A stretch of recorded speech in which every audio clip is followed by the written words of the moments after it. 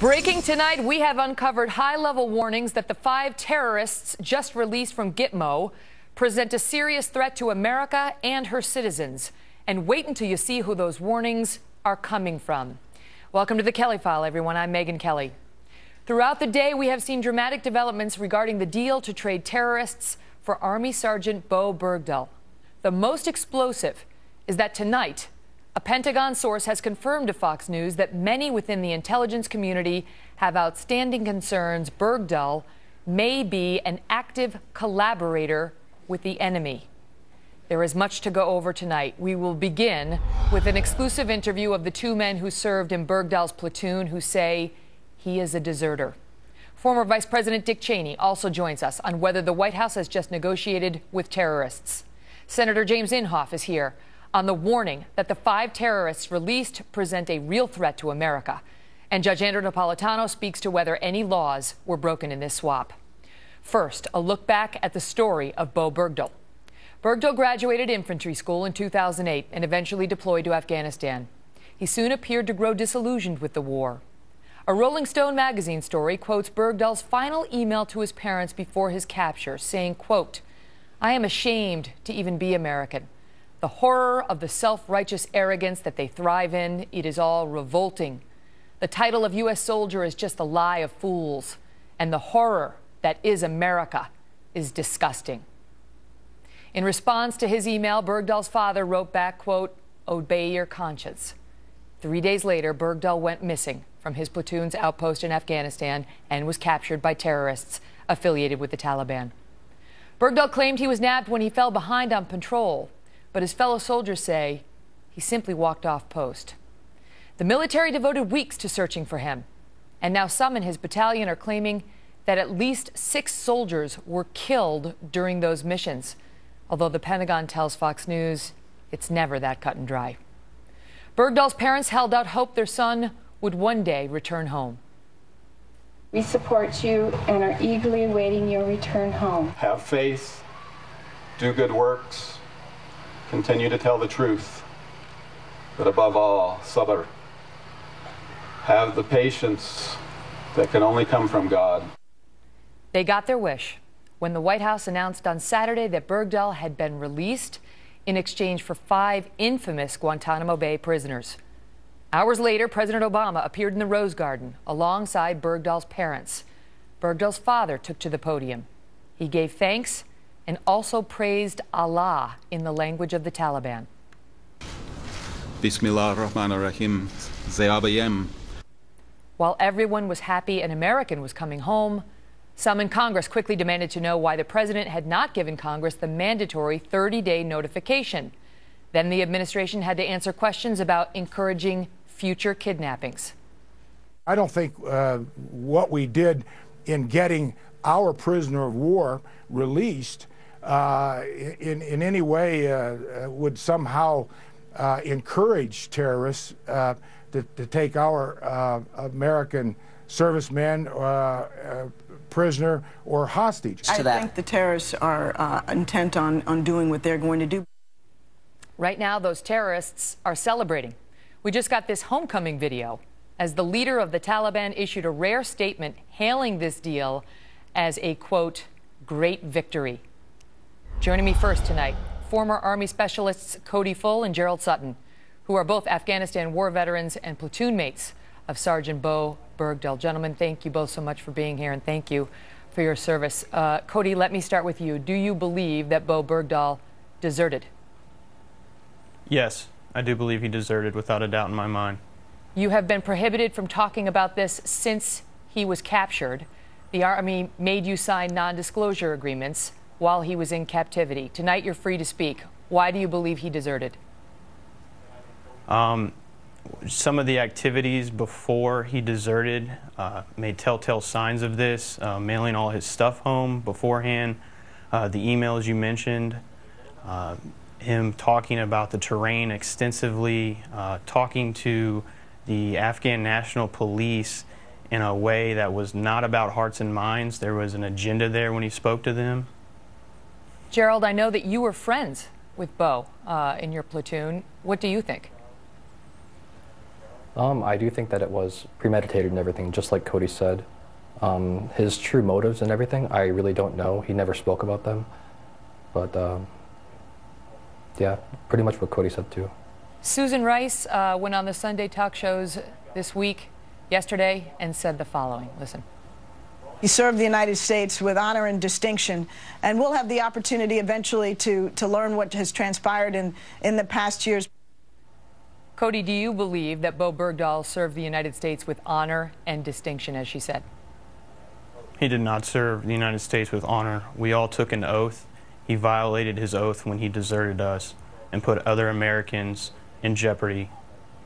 Why do you say that? Because I know a former battalion mate, Nathan Bradley Bethea, has come out and said that he has much to answer for. He attributes the death of at least 6 service members to incidents in which they were searching for him and lost their lives.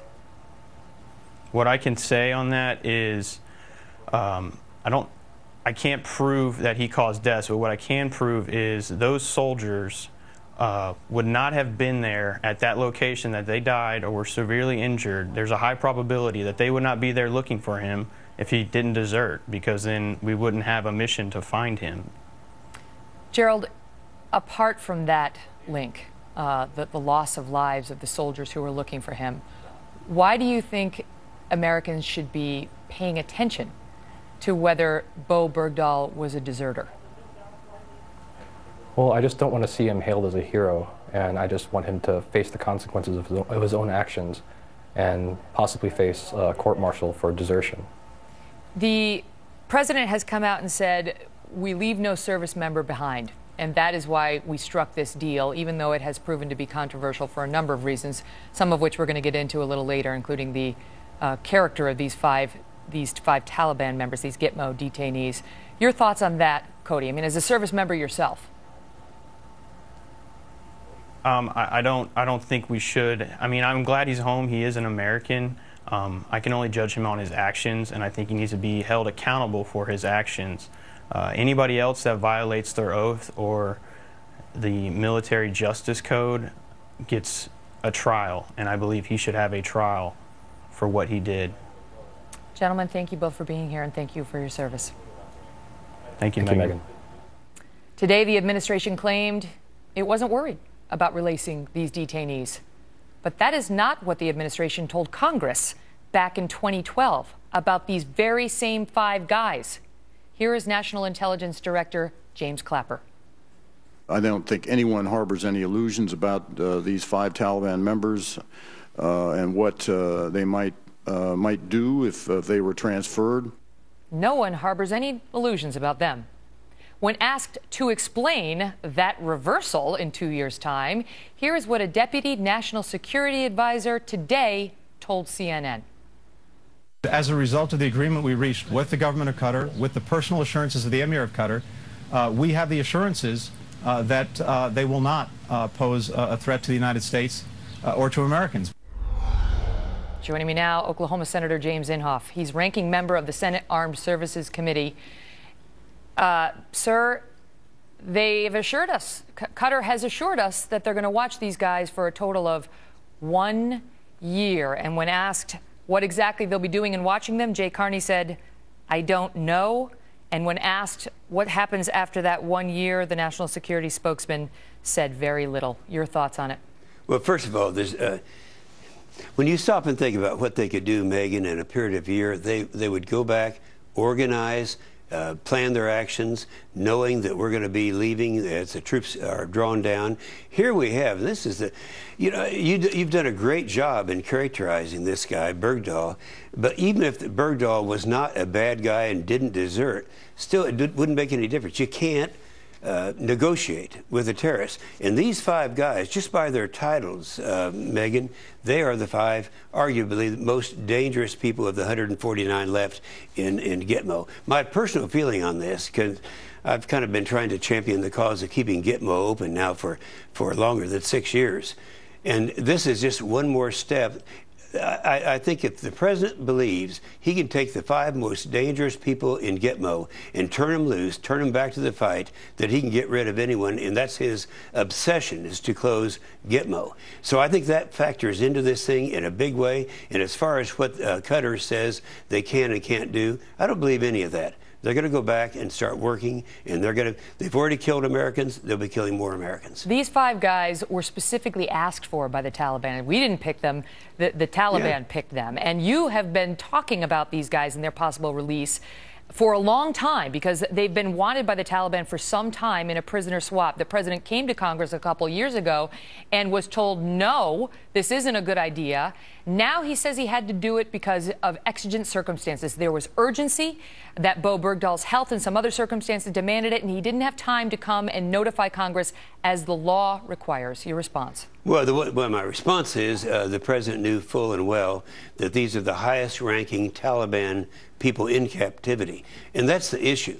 It wouldn't make any difference who Bergdahl was. You don't swap out and turn back to the fight people who have killed Americans, people who are the brain power of Taliban, and they are clearly, by their own title, Megan, they're the Minister of Intelligence and all these different titles. They're the top guys. They're the ones that they've all been wanting to get back, and they're getting back at a time right after the president will have drawn our numbers down to a very low number. But the administration says, Senator, that they say, look, this is how wars end. The war is ending, and this is what you do. You exchange prisoners at the end of the war, and it's always happened this way. So we should have turned Hitler loose, and that would have ended the war. No, that's just on its face. It doesn't pass the smell test.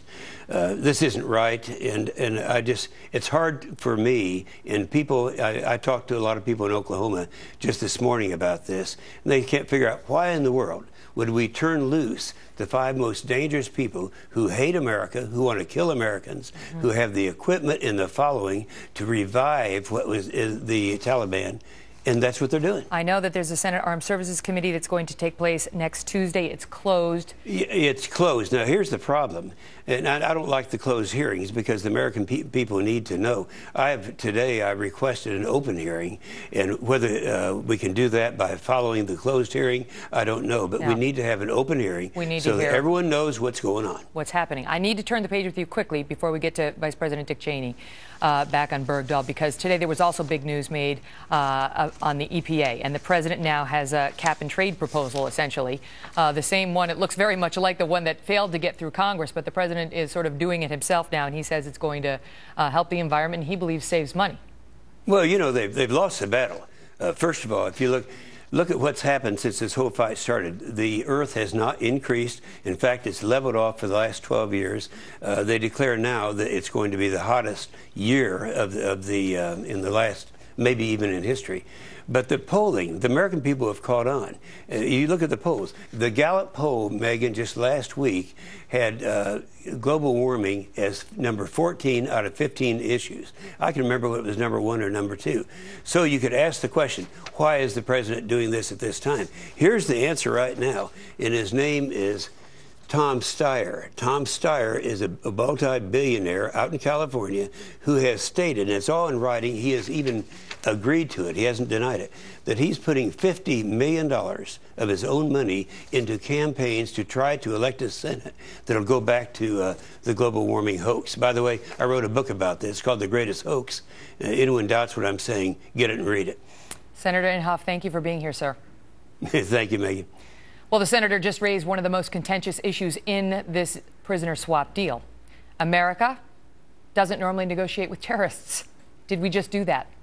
Back in 2008, President Bush was speaking in Israel when he shared this powerful history lesson on the danger of trying to deal with the devil. Some seem to believe that we should negotiate with the terrorists and radicals as if some ingenious argument will persuade them they have been wrong all along. We've heard this foolish delusion before. As Nazi tanks crossed into Poland in 1939, an American senator declared, "Lord, if I could only have talked to Hitler, all this might have been avoided." We have an obligation to call this what it is: the false comfort of appeasement which has been repeatedly discredited by history. Moments before we came to air, I spoke with former Vice President Dick Cheney, and I asked him whether President Bush was right and whether President Obama just negotiated with terrorists. I do on both counts. I think that President Bush was right on. I think they have, in fact, negotiated with terrorists, and I don't think they got a very good deal. As we look at it, Megan, what's transpired here, it's sort of part and parcel of a larger policy that we're in the midst of withdrawal from Iraq without leaving any stay-behind forces there. There are no U.S. forces there today. We're getting ready to withdraw completely from Afghanistan. We're retreating from the area. And this so-called trade with for Bergdahl with 5 of the top Taliban terrorists, that strikes me as part and parcel of that same unwise policy. Why? I mean, because for the folks sitting at home, they think, all right, it's an American. He was a prisoner or a hostage, whatever you want to call it, but he was under their control. Why not do what we need to do to get him home? Well, apparently, I don't know the whole story. I'm just following the news reports at this point, that he left voluntarily. That is, he left his post. He was AWOL, in effect. That there were lives of American troops put at risk in their search for him after he was taken. And now we're in a situation where we have released 5 of the top terrorists that we held at Guantanamo in order to bring him home. Now, I'm glad for his family. Everybody's obviously pleased that that's transpiring here, but I think if we analyze the situation very carefully, we violated a basic tenet, first of all, in negotiating with terrorists, but secondly, in releasing 5 of the most deadly terrorists that we had at Guantanamo. Do you believe the president has endangered the country? I think there's a distinct possibility that these 5 will, in fact, go back into the battle. When you have people this highly motivated, the deputy Taliban commander for defense, the deputy in their intelligence bureau, these are people that are most likely to go back and once again launch strikes or attacks against Americans, against our friends and allies in the region. I think the odds are that they will, in fact, do that, and that we'll end up paying another kind of price because of the transaction that's been negotiated here. Is this likely to be used, in your experience, as some sort of propaganda tool? Because we've already seen video of these terrorist sympathizers celebrating at this deal. I think it will. I think we've got to remember what Osama bin Laden's objective was when we got into all of this, when he launched his attack on 9/11 on the United States and killed 3,000 Americans. It was to get the U.S. out of the Middle East, and that, in fact, is occurring. Obama's acting like the war is over, but of course it's over without us having won it. In Afghanistan, there are still significant problems. There ought to be a stay-behind force there, but it looks like Obama's leaving without any training element or any other kind of an arrangement that will allow us to aid the new Afghan government. Indeed, he's releasing enemies of whatever government is in power in Afghanistan and making the situation more difficult for them, not less difficult. Talk to us about the optics of this as somebody who worked in the White House for so many years. The White House has come under some criticism today because Bergdahl's story obviously does have some questions. He's sent out some very, anti-American messages prior to being held captive. And then his father has sent out some, interesting tweets on his Twitter feed. And this may just be a man distressed trying to get his son back, but he certainly sent out some tweets that have caught the attention of many, including, "I am still working to free all Guantanamo prisoners. God will repay for the death of every Afghan child. Amen."